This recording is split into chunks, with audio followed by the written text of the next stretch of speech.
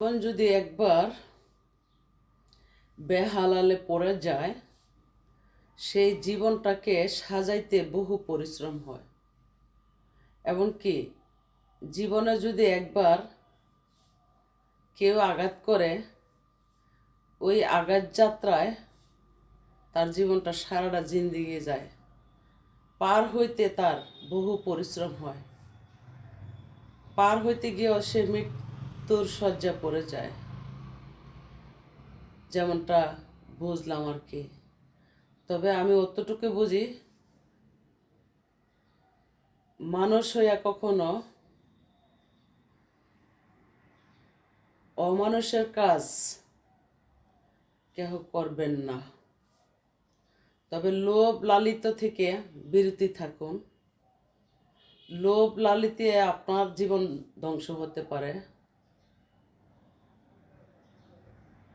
আরেকটা বিষয় আছে, যারা ওজা কবিরাজি করে, ওই কুফরিওয়ালা মানুষ থেকে বিরতি থাকুন। ওই কুফরিওয়ালা মানুষদের কারণে আপনার সংসারে বিশাল বড় ধরনের একটা ঝড় তুফান নেমে আসতে পারে।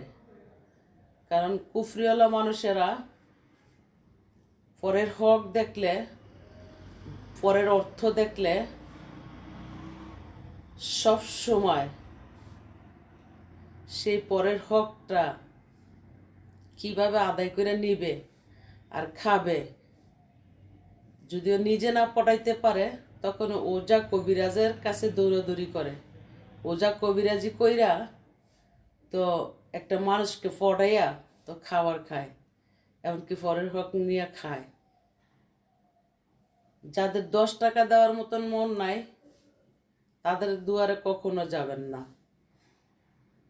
যারা 10 টাকা দিয়ে খাবারের জন্য প্রস্তুতি থাকে, তার থেকে 7 হাত না 100 হাত দূরে থাকুন, যেমনটা আমি বুঝি।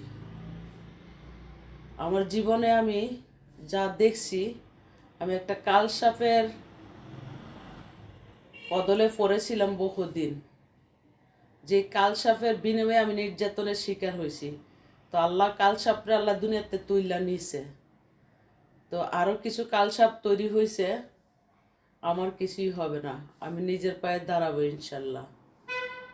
তো ওই কালসাপ থেকে সকলে বিরতি থাকুন। বাস্তবতার কালসাপ খুবই ক্ষতিকর, সাথে থেকে অনেকটা ক্ষতি করার চেষ্টা করে, আমি দেখছি।